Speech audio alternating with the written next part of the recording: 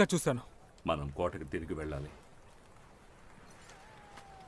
చచ్చిన శవాల్ని చూసి భయపడ్డావా? ఈ అడవి మృగాలను కనిపెట్టుకుంటూ ఉండడమే మన పని. ఇకపై వాటి వల్ల ఇబ్బంది ఉండదు. వాళ్ళు ఎలా చనిపోయారో ఆయన మిమ్మల్ని అడగరా? అందరూ మీ గుర్రం ఎక్కండి.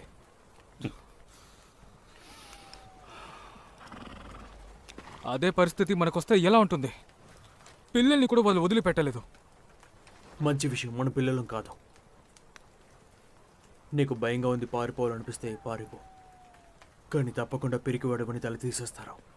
అది కూడా ముందు నా చేతులు దొరకకపోతే. మర్యాదగా వెళ్ళి నేను గుర్రం ఎక్కు. ఇంకొకసారి చెప్పాను.